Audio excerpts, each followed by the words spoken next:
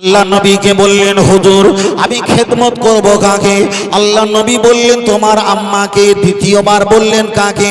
নবী বললেন, তোমার আম্মাকে। তৃতীয়বার বললেন, কাকে? আল্লাহ নবী বললেন, তোমার আম্মাকে। আল্লাহ নবী আবার জিজ্ঞাসা করলেন, সাহাবা আর কি চাও? হুজুর চতুর্থ নাম্বার কাকে? আল্লাহ নবী বললেন, তোমার আব্বাকে। তোমার আব্বাকে। কেন? দয়ার নবী আমার হাদিস শরীফে বললেন, আন্নাল মারআতা, আমি নারী জাতকে পছন্দ করি, পালঘমিও সল্ল, আমি নামাজকে পছন্দ করি। আল্লাহ নবী বললেন, আমি ফুলের খুশবুকে পছন্দ করি। আমার নবী নারী জাতকে বড় পছন্দ করে। আম্মা জান মা ফাতেমা রাদিয়াল্লাহু তাআলা আনহা, আমার নবী তানাকে পছন্দ করে। প্রথম যিনি ইসলামে কবুল করেছিলেন তিনি ছিলেন আমাদের আম্মা জান মা খাদিজা রাদিয়াল্লাহু তাআলা আনহা। তিনি ইসলামের ভিতরে এসেছিলেন। ইসলামের জন্য প্রথম যিনি জাহান দিয়েছিলেন তার নাম ছিল সুমাইয়া। ইসলামের প্রথমে আল্লাহ নবী আম্মা জান মা খাদিজার অনেক অবদান রয়ে গেছে। আগিয়ে চলে যাওয়া যাক।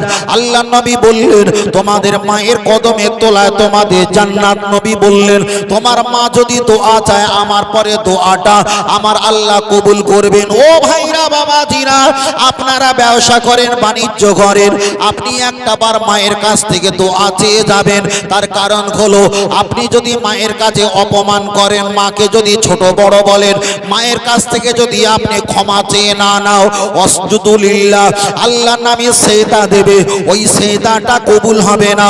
আর কাওমার রাকিন, আল্লাহ নামে রুকু করবে, ওই রুকুটা কবুল হবে না। আল্লাহর কাবা শরীফের গেলাপ ধরে কান্নাকাটি করবে।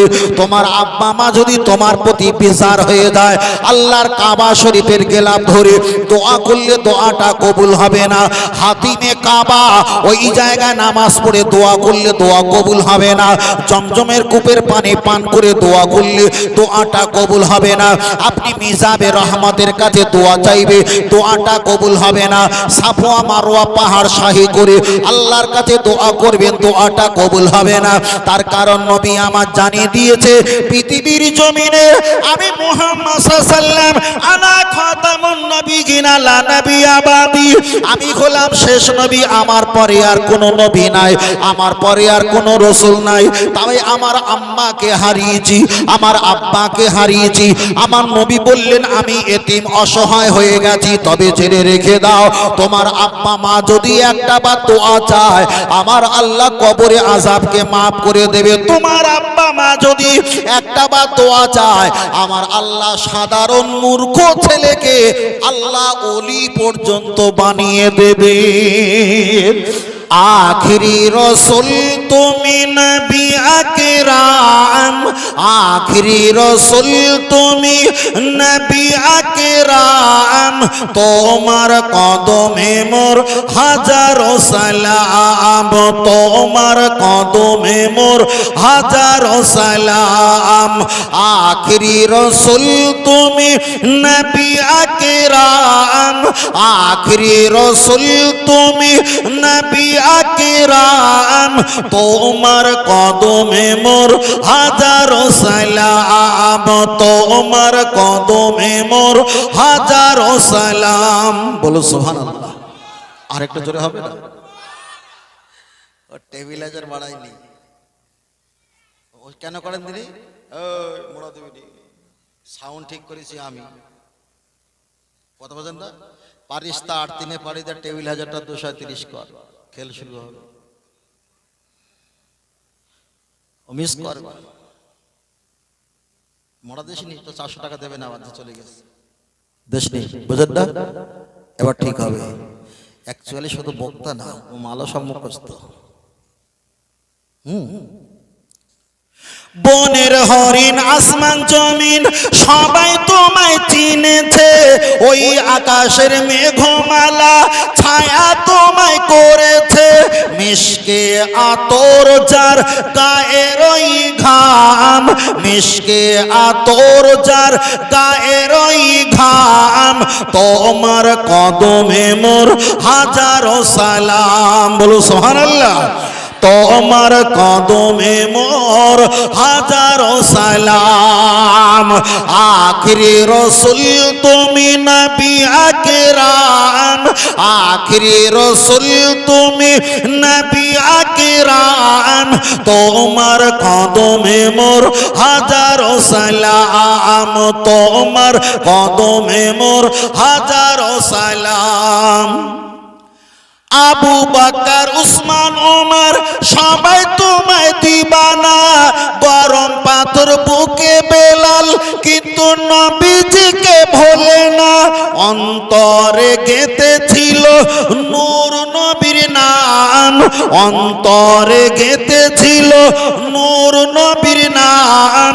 তোমার কদমে মোর হাজারো সালাম, তোমার কদমে মোর হাজারো সালাম।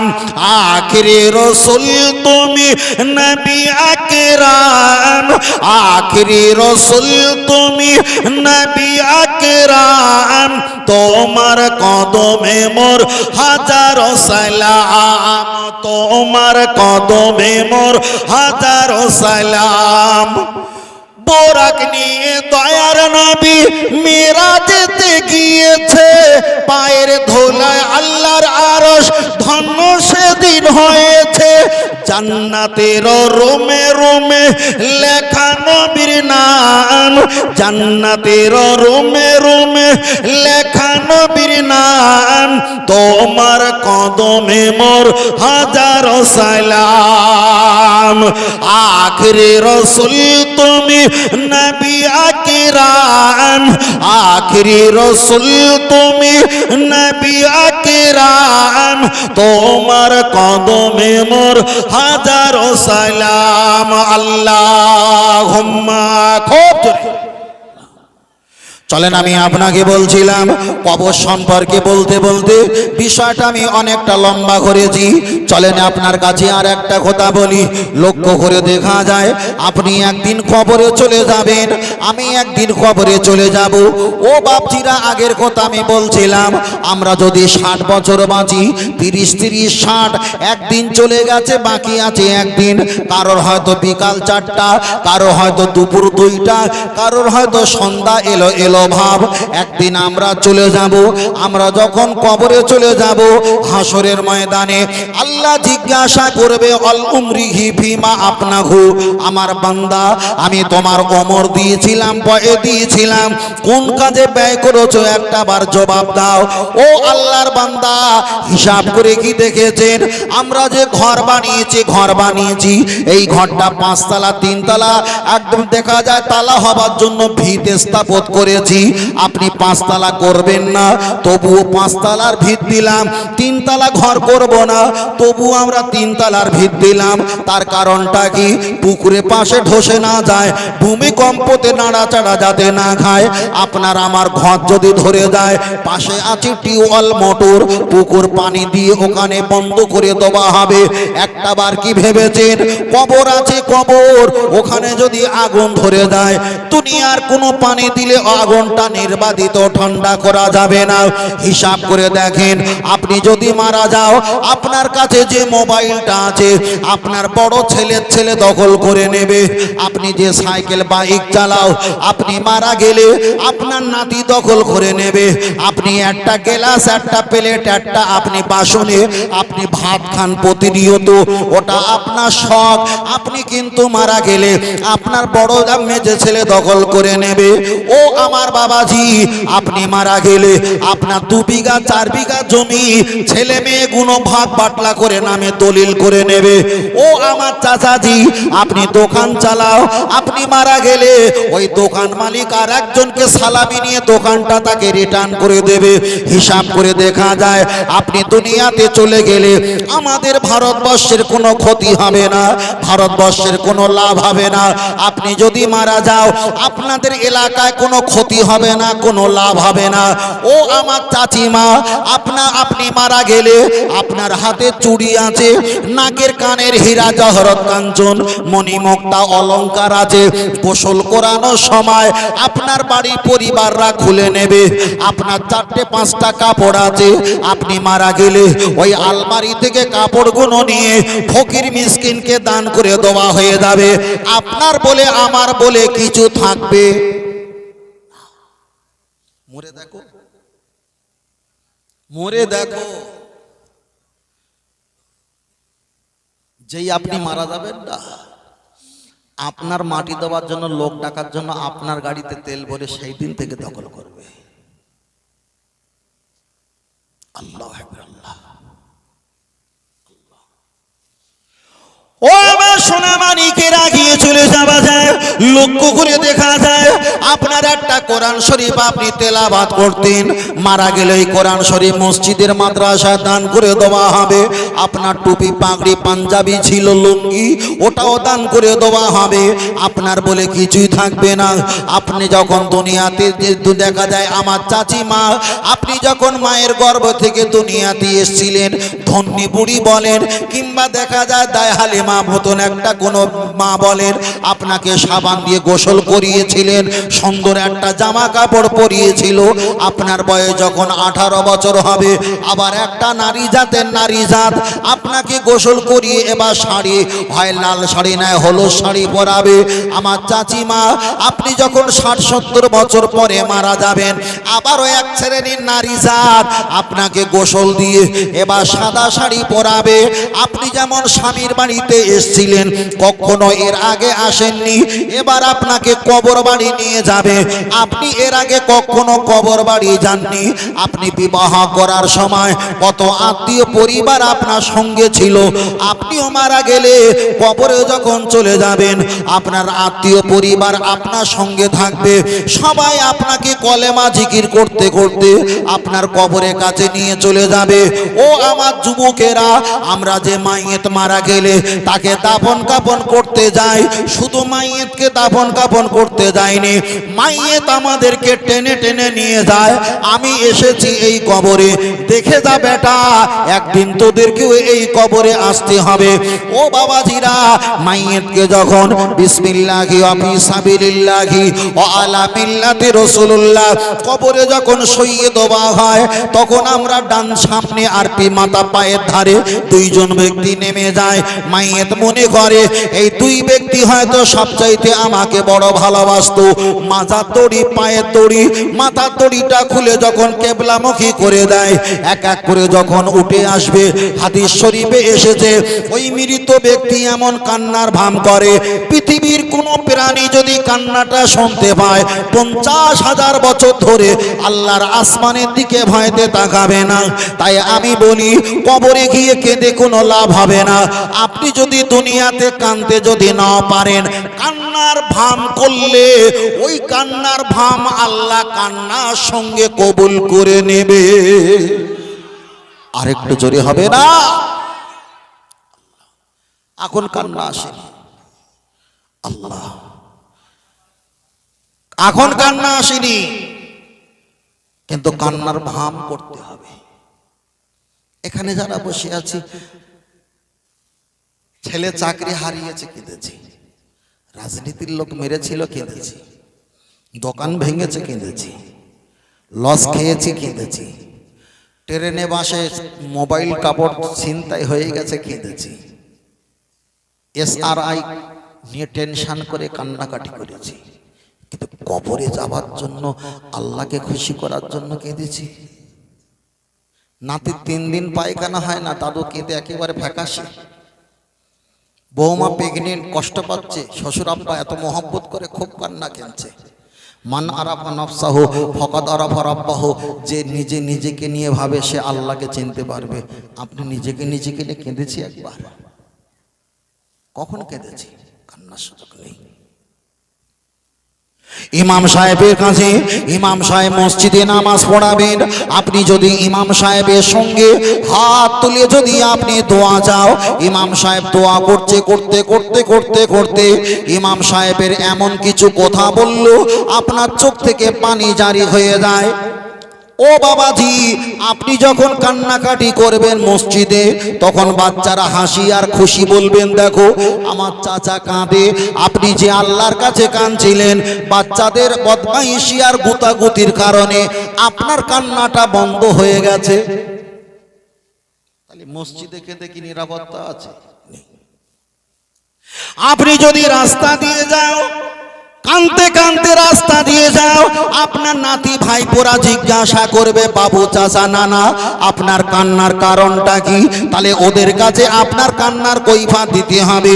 রাস্তায় কাঁদা সম্ভব নয়, মসজিদে কাঁদলে সমালোচনা হবে।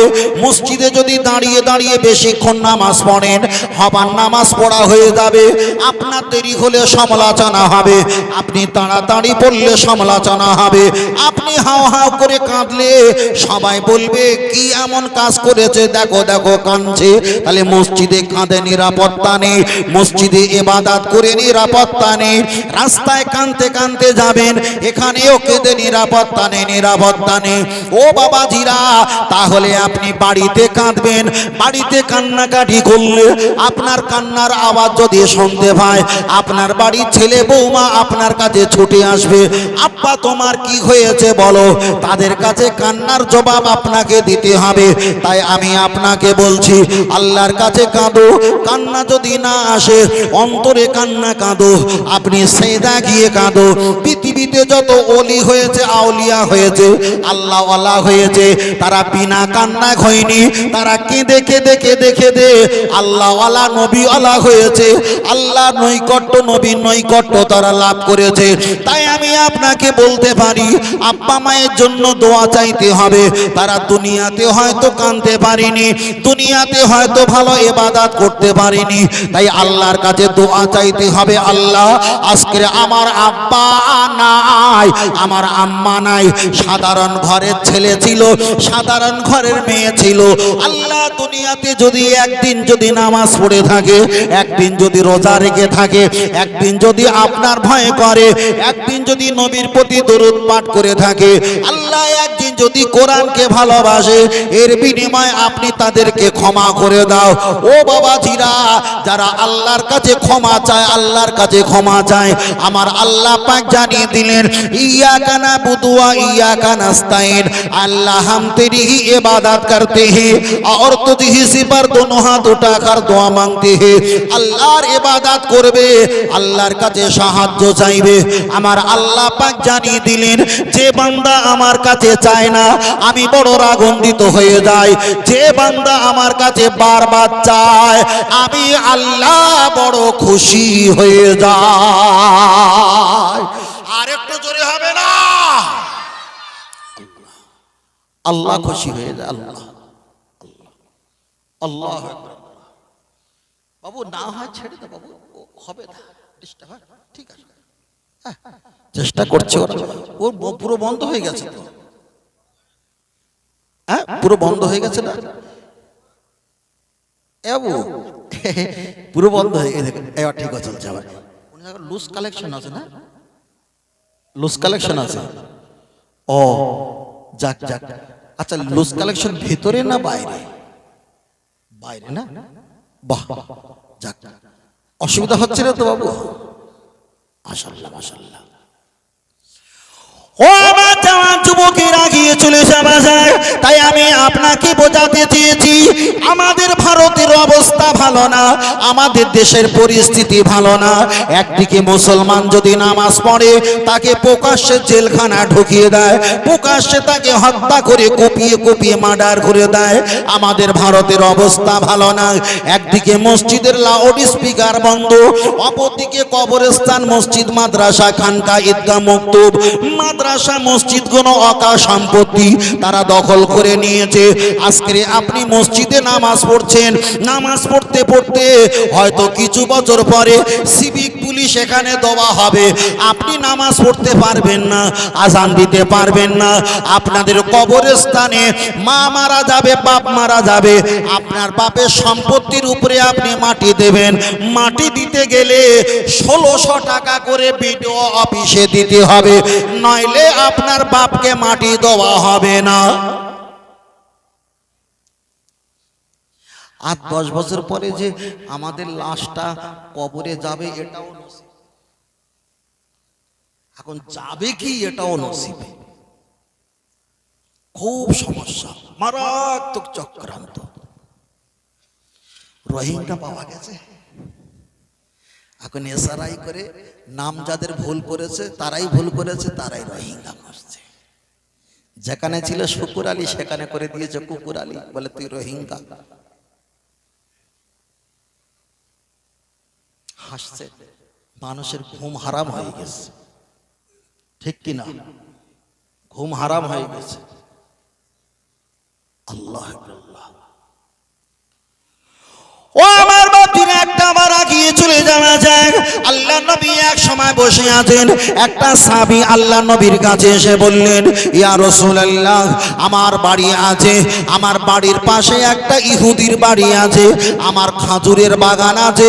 ওই ইহুদিরা ওরা অনেক ভাই, ভালো করে শোনেন, ইহুদিরা অনেক ফ্যামিলি, অনেক ভাই, ওরা জোর করে আমার খাজুরের বাগানটা ওরা দখল করে নিতে চায়। আল্লাহ নবীকে বললেন, হুজুর আমি কি করব? নবী বললেন, তুমি প্রতিবাদ করো। নবীকে বললেন, ইয়া রাসূলুল্লাহ, ওরা হলো 10 জন, আমি হলাম একা, প্রতিবাদ করলে তো সম্ভব নয়। আল্লাহ নবী বললেন, তুমি আইদিয়াকুম, হাত দিয়ে ধস্তাধস্তি করো, ওরা ধস্তাধস্তি করলে তুমিও ধস্তাধস্তি করো। হুজুর আমি একা, ওরা 10 জন, আমি তো পারবো না, সম্ভব নয়। আল্লাহ নবী বললেন, তোমার সম্পত্তি, তোমার জায়গা, তোমার জমি, তোমার ভিটে বাড়ি, তোমার গাছপালা ওরা যদি জোর করে কাড়িয়ে নেয়, তুমি ধস্তাধস্তি করো। তুমি যদি জিতে যাও ইসলামের মর্যাদা বেড়ে যাবে, আর তুমি যদি সম্পদ রক্ষার জন্য যদি মারা যাও, তুমি শহীদের জান্নাতি হয়ে যাবে। বলুন সুবহানাল্লাহ। ও বাপজিরা, তাহলে নিজের জায়গা, জমি, সমাজ সম্পত্তি, খাজুরের বাগান যদি হেফাজতের জন্য আল্লাহর নবী লড়তে বলেছেন কাকে? সাহাবীকে। আমার নবী বানিয়ে কিছু বলেন, আল্লাহ যা বলতে বলে সেটাই নবী বলে। তাহলে নিজের ঘর, নিজের জমি, নিজের সম্পদ, গাছগাছালির জন্য নবী যদি তার সঙ্গে লড়তে বলে, তারা যদি যুদ্ধ করে, নবী যদি যুদ্ধ করতে বলে, ধস্তাধস্তি করতে বলে, মারা গেলে শহীদের মর্যাদা যদি খোদ রাসূল বলে থাকে, মসজিদ হলো আমাদের সম্পত্তি, মাদ্রাসা হলো আমাদের সম্পত্তি, খানকা ঈদগাহ মক্তব হলো আমাদের সম্পত্তি, ওয়াকফ সম্পত্তি আমাদের সম্পত্তি, মুসলমানের সম্পত্তি কেউ যদি নেট দিয়ে, তার দিয়ে যদি তারা দখলে নিয়ে নেয়, রাসূলের ওই হাদিসটা এখানে ব্যাখ্যা করে আমাদেরকে প্রতিবাদ ধস্তাধস্তি করতে হবে না, হবে না? এবার কেউ যদি বলে না করো না, তো নানার বাড়ি গিয়ে করিয়ে যা, কি হবে?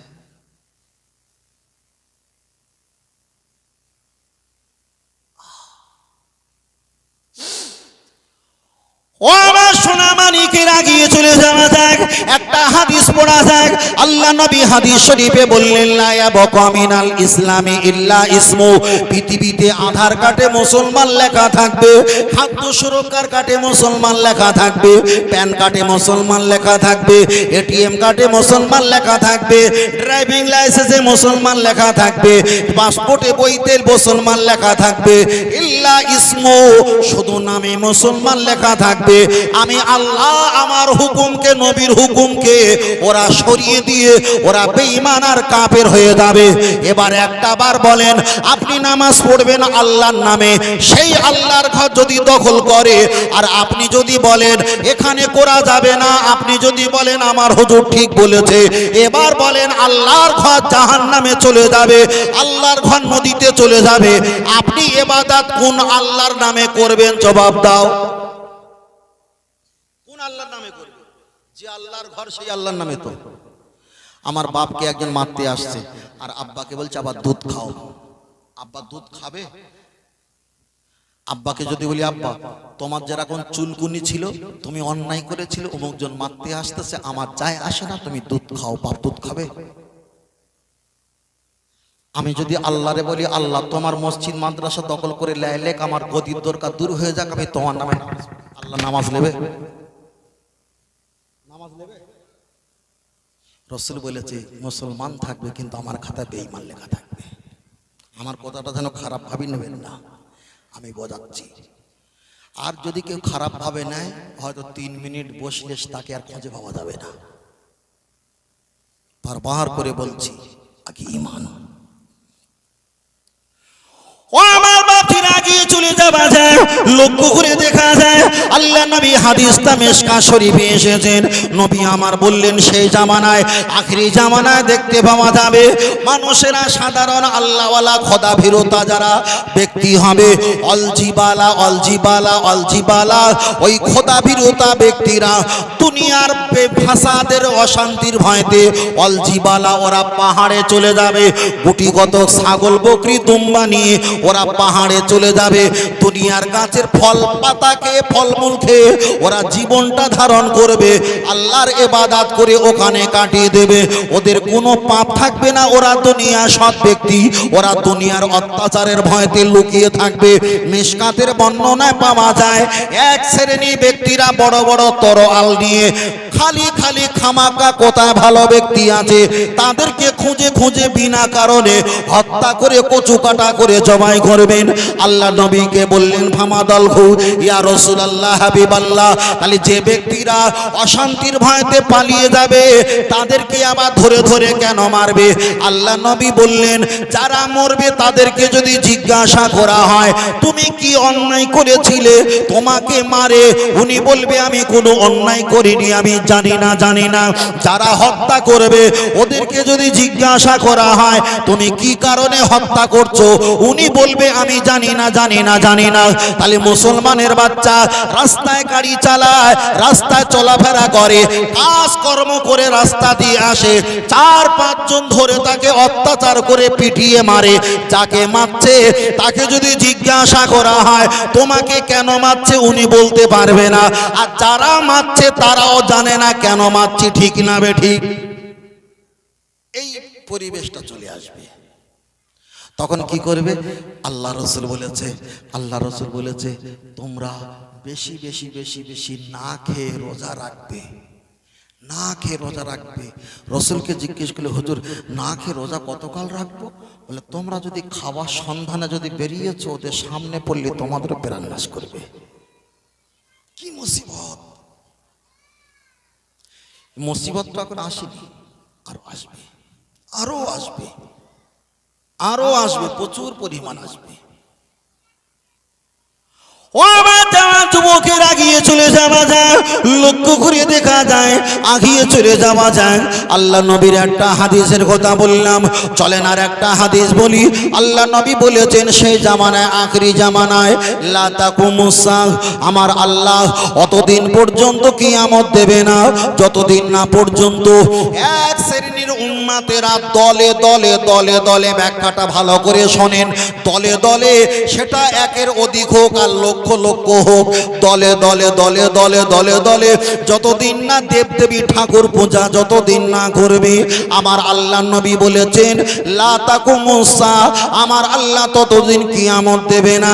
তাহলে এক শ্রেণীর মুসলমানেরা দলে দলে ঠাকুর পূজা করে বেঈমান আর কাফের হয়ে যাবে, আমার আল্লাহ তারপরে কিয়ামত দেবে, কিয়ামত দেবে। যদি বলেন হুজুর প্রমাণ দাও,